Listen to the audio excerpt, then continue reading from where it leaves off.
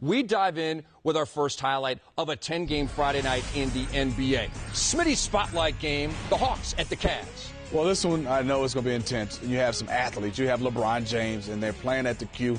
And now the Atlanta Hawks need to get a victory against this Cleveland Cavaliers team. They've been struggling, and they started off great in this game, and especially Marvin Williams. He had a big night for them, 15 and 7 rebounds. They need more production like that from Marvin. Jamal Crawford for 3, ATL up 6 in Cleveland. And here's Mo Williams. He had a big game, Coach.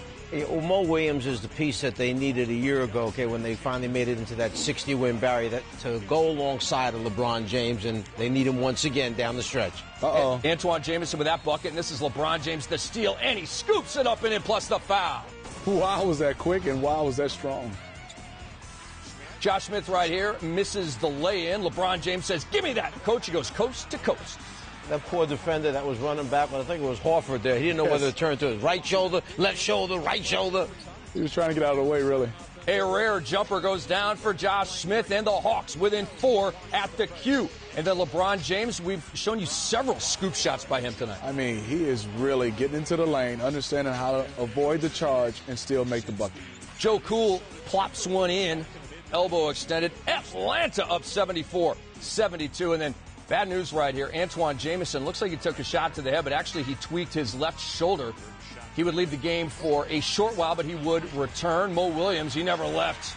No, not at all. When Mo Williams can score the basketball, Rick, but also look at the stat sheet. He had 4 block shots from Mo Williams. And that a career high. And LeBron James, the steal, the slam, and the victory. Number 60 for the Cleveland Cavaliers, the final 93-88. LeBron goes for 27, 13, and 6.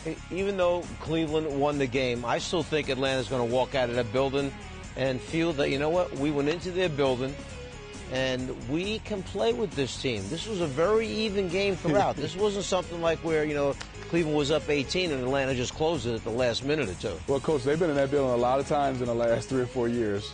Unsuccessful. I don't think they're feeling good. But you have to learn from your previous times that you were there. Maybe they're just learning more and more, getting closer. Wow, very smart right now. How about that? And we will take a closer look at how Cleveland owns Atlanta in just a second. But first, we got to bring in the king.